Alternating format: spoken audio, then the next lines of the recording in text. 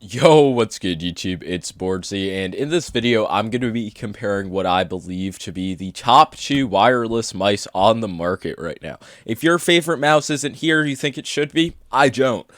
So we have the G Pro X Superlight and the Razer Orochi V2. A massive difference between these mice is the fact that the Orochi is $70, while the G Pro X Superlight is $150. So I'm just going to go through the features, talk about the value, which mouse is for who. So yeah, if you enjoy a video, make sure to like and sub, and if you want to see more mouse comparisons, let me know. The first thing I'm going to talk about is the build quality of both of these mice, and I will say that it is exceptional on both, but the Superlight's build quality is really special. I've had the mouse for over 6 months, been extremely hard on it, and it just feels the exact same as it did day one in terms of click feel. There's a bit of click wobble, but this has never affected me in game. I got another copy of the Superlight, and the same wobble's present, but once again, just really not affecting me. The Orochi V2 also has a really good build, especially for a wireless mouse, but when I'm comparing it to the Superlight, I just have to mention the Superlight is on a different level. There is some side flexing if you press really hard, honestly. You can see my hands shaking. You can never put this much pressure. But I will say that the click feeling overall is just not as good as the Superlight because it does have this swappable top shell, and when I first reviewed it, the issues weren't present, but as I used it more, some post-travel definitely developed on my right click, and a bit of post-travel doesn't ruin a mouse, but it is a pretty significant amount, so I just want to mention that. Other than that, the Orochi does feel well built and sturdy, but I'm just kind of concerned about how the top shell is going to affect the click feeling long term. Let me know your thoughts on that if you have the Orochi, if anybody's experiencing the same issues. Next thing I want to talk about is the weight. So the Orochi V2 weighs 72 grams out of the box. With a AAA battery, you can get it down to 64, but then the weight balancing just feels off. I talk about the weight balancing in my original review, but I use it with the stock AA weighing 72 grams. Some people feel the need to use a AAA in a converter, get it down to 68. If that's your preference, go ahead. But for me, it actually just made the mouse feet feel worse, oddly. So I'm just not sure, and I went back to the AA. The low 70s is honestly a great weight range, especially for a wireless mouse. It's a small shape that I can control very well, and I have zero complaints about the weight.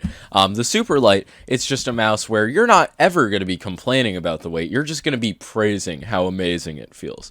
So 61 grams, very well, perfectly balanced. It's honestly this should win a Nobel Peace Prize for fucking engineering. Even though I prefer the in-hand feeling of the Superlight over the Orochi, it's important to keep in mind the price difference. The Orochi is less than half the price of the Superlight. That's fucking crazy. You can get this with $70 prime shipping, get it tomorrow probably. And I feel like that is something that you really have to keep in mind. The Superlight, it's probably in stock right now, but it doesn't have the best availability. Oftentimes you're going to buy it from the Logitech website. The Orochi V2 is very available. It's already an Amazon bestseller, and it just feels great. This is a mouse that I can really recommend to a variety of people. The only group of people who I'm sort of wary to recommend this to are people who have hands my size or bigger and play claw grip. If you fingertip, it's going to be the new Final Mouse is going to be coming out pretty soon. It's going to be shipping out, so we'll see then.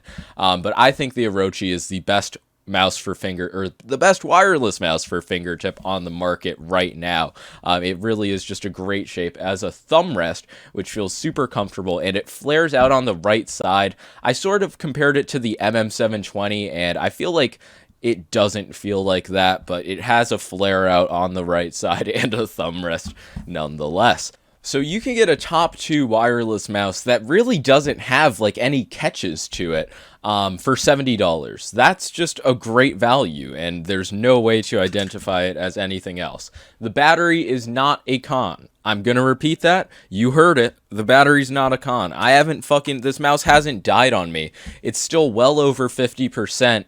battery life. Like, the battery's incredible, running at 1000 hertz. It's lasted me multiple weeks already. Any mouse that has USB-C, you have to charge it like once or twice a week. And the superlight as well, while I'm on the topic, oh my god, micro USB, the boogeyman. You can get a fucking charging dock if you want. It's by no means necessary. Or you can just charge it and like once a month because it barely fucking dies.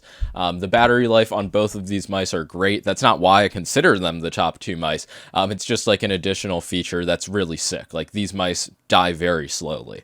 Getting back onto the topic of shape, though, you can see that the G Pro Superlight is significantly bigger in really every dimension. The Orochi V2 is very short. I believe it's 108 millimeters long.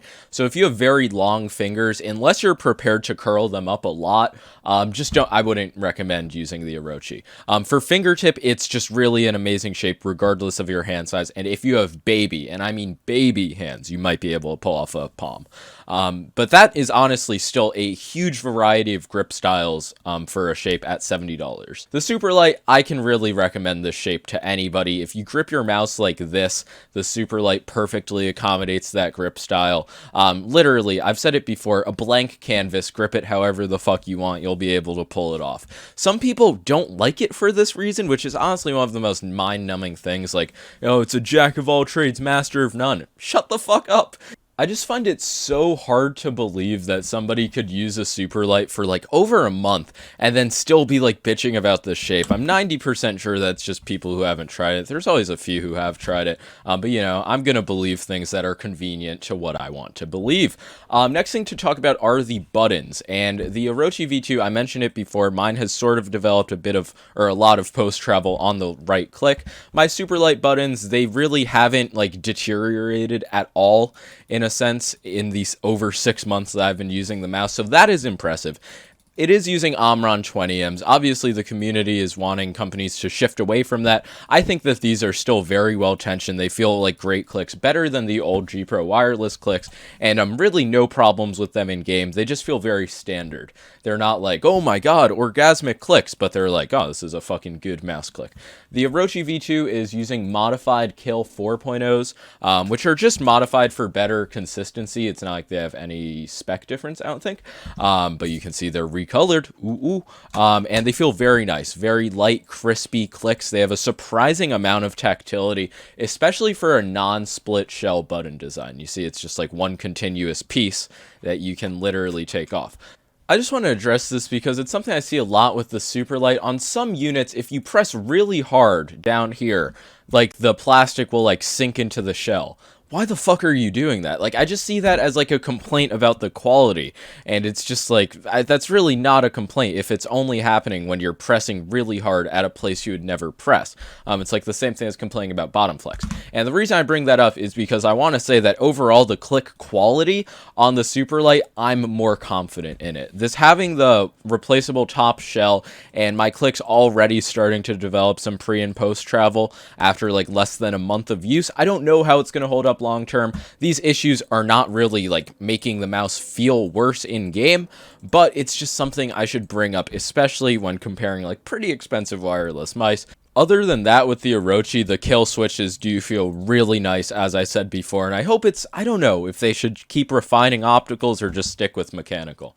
Also, the Orochi V2 does have Bluetooth, and it's made to be like a portable on-the-go mouse, so that is a benefit of it, but I'm not really weighing that when I'm like comparing these mice. I just figure I should mention it.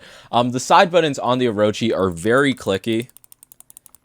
You can hear them very well tensioned. I have no pre or post travel on these buttons, surprisingly, and they just feel great in Fortnite. They're positioned in a great place for me when I'm playing claw grip, and yeah, the side buttons are like a shining point of the mouse, you could say. The Superlight, it does have mushy side buttons out of the box, but on this Superlight, there was actually a mod done to make them a bit clickier, so I'll leave the link to that.